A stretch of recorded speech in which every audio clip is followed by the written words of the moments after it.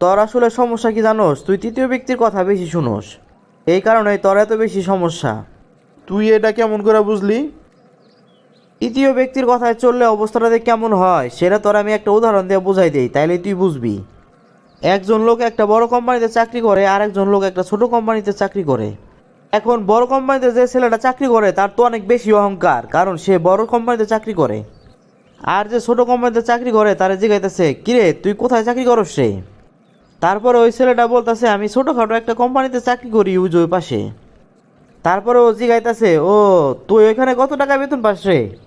আর ওই পোলাটা বললো 12,000 টাকা বেতন পাই। তখন ওই পোলাটা মুখটা একটা বেস্কিন দিয়া বলতাছে, মাত্র 12,000 টাকা? আরে ভাই, 12,000 টাকা দিয়ে কি তোর জীবন চলে? তোর মালিক তো তোর উপরে অবিচার করতেছে। তোর যে পরিমাণে যোগ্যতা আছে তোর তো আরও অনেক টাকা বেতন পাওয়ার কথা। এই সব কথা শুনে ওই ছোটো কোম্পানিতে চাকরি করা পোলাটা তো পুরাই মন খারাপ হয়ে গেল।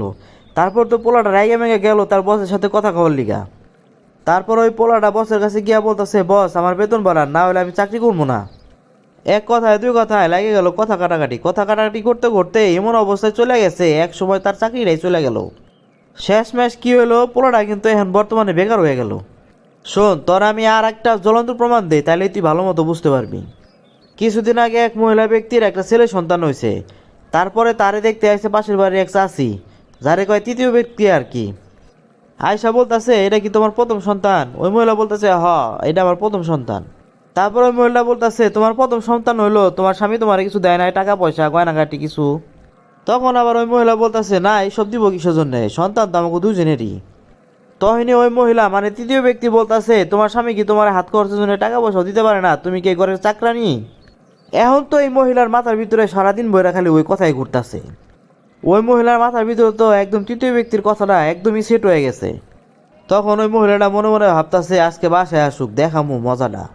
আর জামাই তো সারাদিন বইরা কাজ কইরা তারপরে বাড়িতে আইছে, বাড়িতে আসার পরে তো বউ লাগাই দিছে ঝগড়া। খালি ঝগড়া নাকি, কি যে ঝগড়া, মারামারি পর্যায়ে যাওয়ার মতো একবারে। এরকম করতে করতে এক পর্যায়ে কি হইলো, তাগোর মধ্যে বিচ্ছেদ ঘটলো, মানে তালাক হয়ে গেল।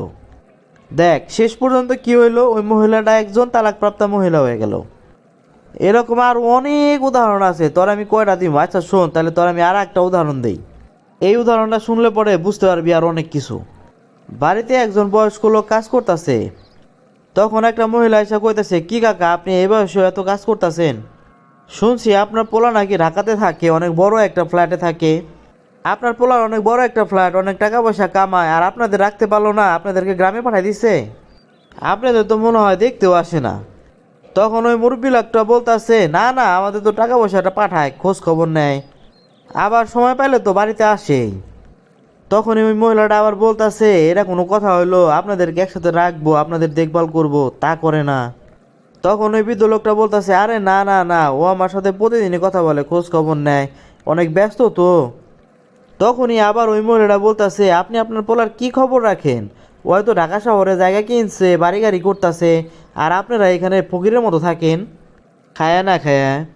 এই সব কথা শুনে তো চাচার মাথা পুরাই গরম হয়ে গেছে। বাড়ি আইসা ওই চাচাই চাচির লগে তো পুরাই চিল্লাপাল্লা করতেছে, কইতাছে তোমার পোলা এটা করতেছে ওইটা করতেছে, আমাকে কোনো টাকা পয়সা দেয় না। তখন আবার ওই চাচি বলতেছে, আরে না, ওই তো আমাদের খোঁজ খবর নেই, ও কয় টাকা কামায়, আর এখন তো একটু ব্যস্ত, এর জন্য হয়তো ভালো মতো খোঁজ খবর নিতে পারে না। এই সব করতে করতে চাচা জোরে জোরে নিঃশ্বাস নিতে নিতে একটু পরেই চাচা স্টক করে মরে গেছে। এখন বুঝতে পারছো তৃতীয় ব্যক্তির কথা শুনলে পরে একটা পরিবারের কি কি সমস্যা হয়। হরে বন্ধু, তুই একদম ঠিকই কথা কইছস, আমার তো বর্তমানে একই সমস্যা চলতেছে।